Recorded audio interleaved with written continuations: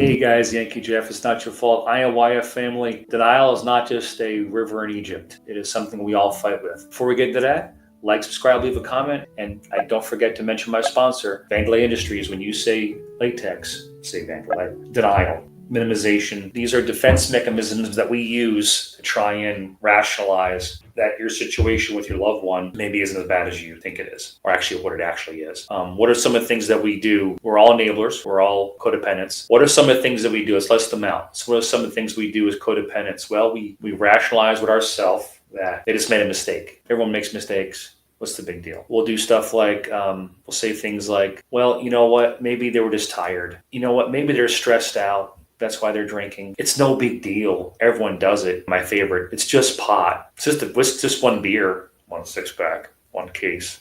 I used to drink. I used to smoke. I used to do drugs. What's the big deal if they do it? They hurt their back years ago. That's why, they're still in pain.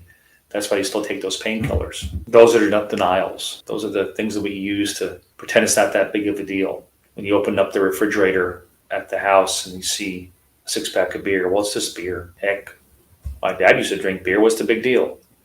Well, he drank a 6-pack a week. Your loved one's drinking a 6-pack a day or an evening. That's the big deal. There's all different ways that we can somehow deny that our loved one has got a serious problem. It does not mean that if they have a problem, you need to dive headlong into trying to fix it. That's not what I'm saying. But don't be this person who goes around thinking that things aren't as bad as they are because you have rose-colored glasses on and somehow it's not as bad as you think it is. I wish there was a litmus test that you could give your loved one and somehow tell if they were a problem drinker, an alcoholic, or just a social drinker, or a social drug user, whatever. Some of your states have legal marijuana, I guess. Not in South Carolina, not hopefully ever. But we get in the habit of denying what's right in front of us. It's staring us in the face. It's right in front of us. We can see it. We just pretend not to want to believe it because then somehow we have to address the problem.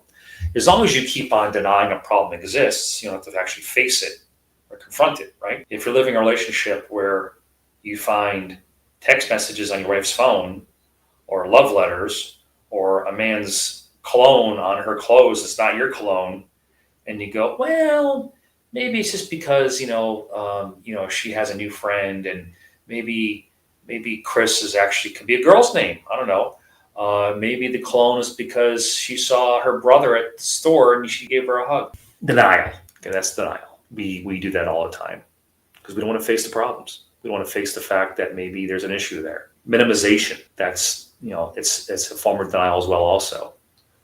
Yeah, okay. So they got busted for drinking and driving, but they promised to never do it again. They said they wouldn't do it again. So what's the big deal? Let's just leave it alone. Yeah, okay, they lost their job. Well, they didn't like the job anyway. So, it's probably it's probably a good idea because, it was too far of a travel anyway. And who's watching the kids? Minimization. They used to drink hard liquor. Now it's just beer. So, we should be thankful. Minimization.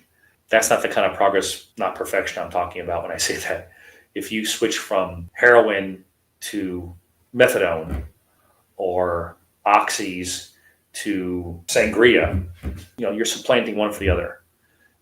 Suboxone is not a harmless alternative to opioids. You can get hooked on Suboxone also. The idea is it has to start here. This is where recovery lies. It does not lie in a pill or a magic potion or substituting one crutch for the other.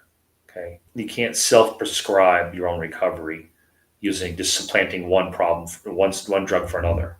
I hope that makes sense. Not coming down on anybody that does that. Listen, if your loved one's on Suboxone or methadone, the idea is just to get them off it as fast as possible. It's not supposed to be a one-for-one exchange. Okay, let's not get in the habit of thinking that somehow that if we lessen the issue, make less of it, that it actually exists, period, or try and minimize it, that it's not really a problem. Okay, we can't minimize our problems into going away. We can't deny they exist and think they're just going to disappear. It doesn't work that way. I wish. Remember, guys, the things that I'm talking about are easier said than done. I get it. Okay, been there, done that. Jeff Soretta, BTDT. Been there, done that. I know what I'm talking about because I've lived this life 4 decades. All right. I've seen what addiction can do. I've seen what alcoholism can do, and it will destroy not just the person that's doing it, but also families around it. Do not deny it. Listen to your lying eyes and say, well, it's not that bad. No, your eyes will tell you the truth. Okay. If you see it, if it walks like a duck, quacks like a duck, waddles like a duck, has feathers like a duck, it's not an armadillo. Okay, it's a duck. Notice addiction, address the addiction, and accept the addiction. Okay, accept it for what it is. Don't think that for one reason, because your loved one is an addict or an alcoholic, that it's somehow your fault and it looks bad on you. Get over yourself. Okay, get over yourself. It's not about you. It's about them. They're the addict, not you. They're the alcoholic, not you. What you can do is take care of yourself. But as long as you keep on denying it or minimizing it, you're never going to try and find the help you need. And the help you need is in those magic of those rooms. Get the help you need. Go to an AL-ANON meeting. Go to a favor meeting. Go to NA meeting. Go to an ACA meeting. Because it works if you work it. It does work if you work it. But you got to keep coming back. Keep on coming back to those meetings. It works if you work it. Let it begin with you. And by all means, say a prayer for the products. Okay, guys? God bless you all. And I'll talk to you soon.